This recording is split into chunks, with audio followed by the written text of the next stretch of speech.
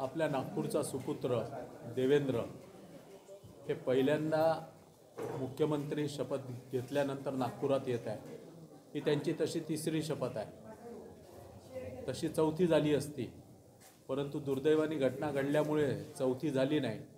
परंतु आपल्या नागपूरचा जो कधी नगरसेवक राहिला 2 टर्म महापौर राहिला, 6 टर्म आमदार म्हणून निवडून आला, याचा अर्थ असा आहे की त्यांची लोकप्रियता तेवढी जास्त आहे की जनतेमध्ये कार्यकर्ते आणि जनता मिळून परवाची त्यांची जी येण्याची तयारी आहे ती तयारी मोठ्या प्रमाणात आम्ही करत आहोत। भारतीय जनता पार्टीचे तर कार्यकर्ते करतच आहे, पण मला आश्चर्य वाटतं आहे की याचा प्रमुख म्हणून मला अनेक ठिकाणून फोन येतात आहे, जसं विदर्भ चेंबर ऑफ कॉमर्समधून फोन येतात किंवा आम्हाला स्वागत करायचं आहे, तर आम्ही कुठे स्वागत करावं त्यांचं, आमच्यासाठी कुठे स्टेज टाकून द्याल का तुम्ही।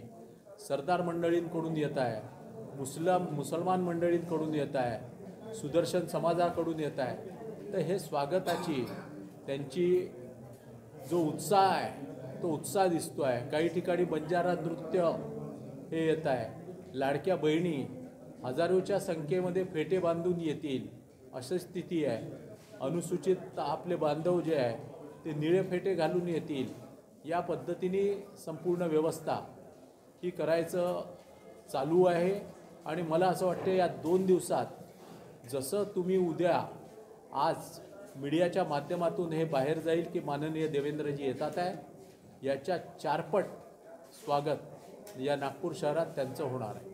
एअरपोर्ट ते त्यांच्या घरात ते लक्ष्मीभवन चौकापर्यंत स्वागत घ्यायचं ठरवलं आहे, कारण लक्ष्मीभवन चौक मोठा आहे आणि लक्ष्मीभवन चौकात त्यांचं भाषण करण्याचं निश्चित केलेलं आहे। त्याच्यामुळे लक्ष्मीभवन चौकात ते लोकांना संबोधित करतील आणि त्याच ठिकाणी रॅली संपेल।